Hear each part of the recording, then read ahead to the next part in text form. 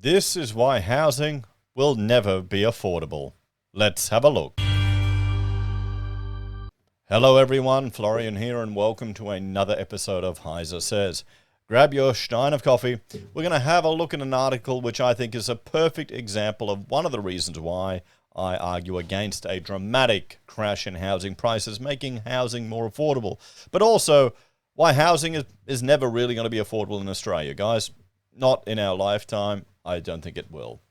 Because, well, we're a bunch of hypocrites. Australians are a bunch of hypocrites. They love talking about housing affordability, but they also love having everything exactly the same and limiting development and growth. Now, we're a small country with regards to our population. We're a large country with land size, but most of the people live in Brisbane, Sydney, and Melbourne. Okay, that's where more than half of Australians live. So here we have an opportunity for a huge development in Hobart to provide over 2,500 additional homes. That would reduce the housing affordability issues there, create more supply. Supply is the biggest way to deal with this. And housing has gotten insanely expensive in Tasmania. It's really gotten nuts.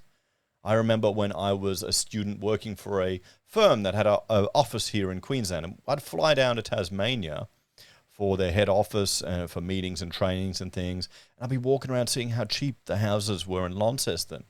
And I was insanely jealous.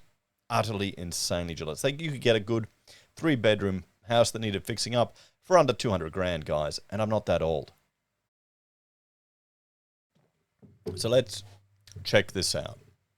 So, 6 suburbs, 2,500 home development war as Sydney's Skylands fights for approval. The massive development could provide 6 new suburbs and thousands of homes for Aussies feeling the pinch, but there's one big problem.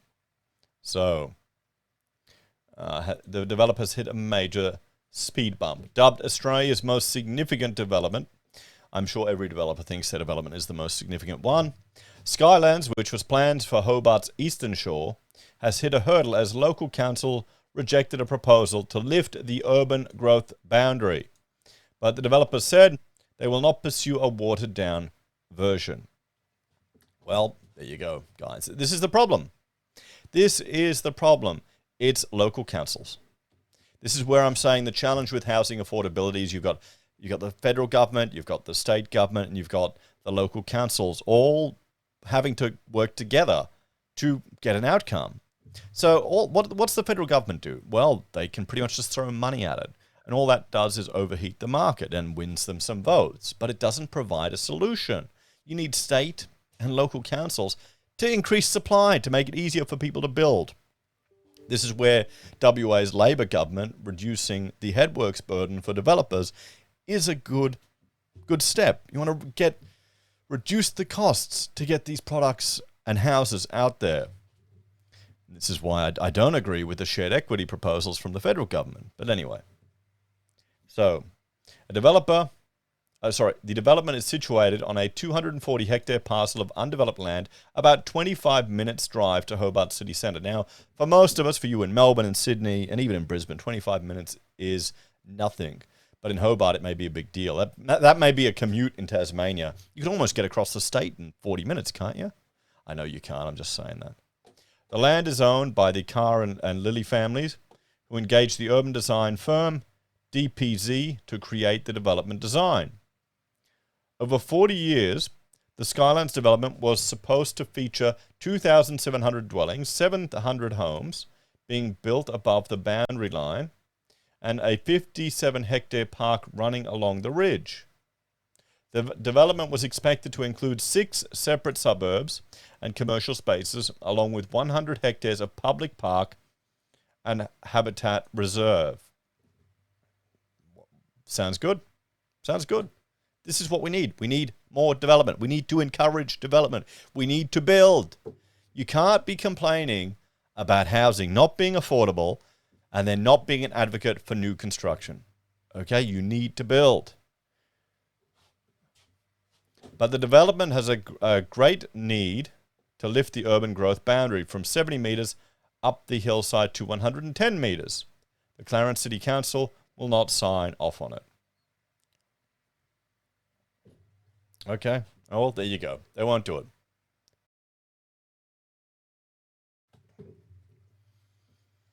The urban growth boundary was set at 70 meters because the limits of reservoir water at the time and for aesthetic reasons, as stated in a council report.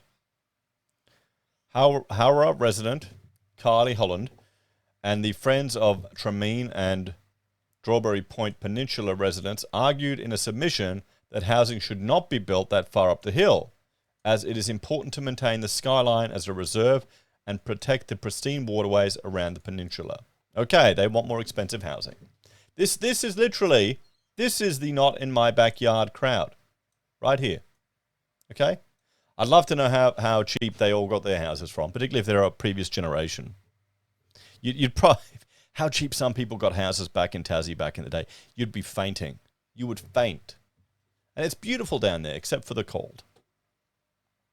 A total of 800 people responded to the proposal. 64% were opposed, while 23% were in favour. There you go.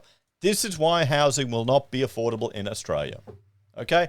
Right here, this is the reason. These are probably the same people, a lot of Greens voters in Tasmania, that vote for socialist housing, all this other bullshit, but they don't want to encourage development and new houses to be built. Strawberry Point was identified as having the potential for 3,000 new dwellings in the 30-year Greater Hobart Plan, which considered ways to add 60,000 new residents to the city without expanding the urban growth boundary. The decision to lift the urban growth boundary now lies with the Planning Minister, Michael Ferguson. The Carr family has refused to pursue a watered-down version of the project, as they believe the proposal is already clever and connected. The problem is they'd have to redesign the whole thing.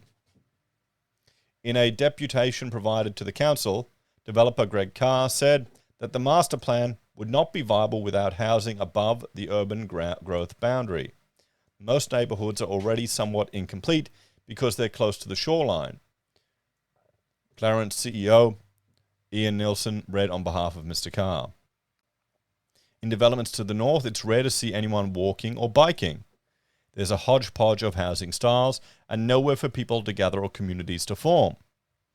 Councillor Bree Hunter said she was not convinced that the urban growth boundary needed to be changed and that she was not comfortable putting her name to its approval as it currently stands. Well, there you go, guys.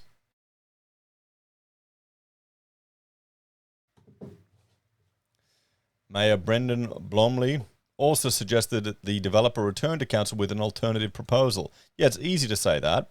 Just spend another couple $100,000 in consultant fees. Why not? For now, we have welcomed a further discussion with the proponents in an attempt to address concerns with their current proposal. Meanwhile, Tasmanian Planning Minister Michael Ferguson said that he was astonished by the council's decision and that he would take the time to consider the matter before making a decision. Unfortunately, this is yet another occasion where, for whatever reason, the elected members of a council have voted against the expert advice of their own planning department, he said. In an extraordinary move on Friday, the Mercury exclusively reported the state government was planning to step in and override the local government call on the development, instead having it assessed through the Tasmanian Planning Commission. The Tasmanian Planning Commission is a self-governing legal body that evaluates, counsels, and makes decisions regarding various issues pertaining to land use and development. Mr. Carr, whose family has spent 3 years and hundreds of thousands of dollars developing the Skylines plan, told the Mercury the council decision was a tragedy for the future of the peninsula.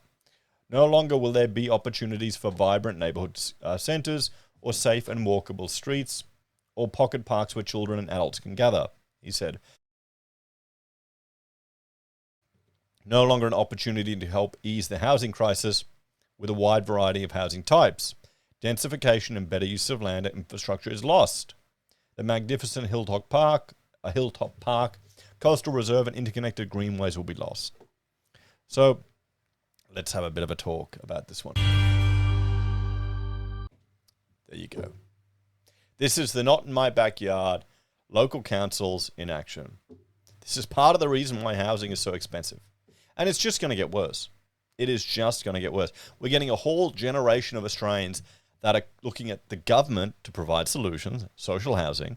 And the government, when they build social housing, at least here in Queensland, they can just throw out all the rules. They don't give a shit what council says. They designate the land and do whatever the hell they want.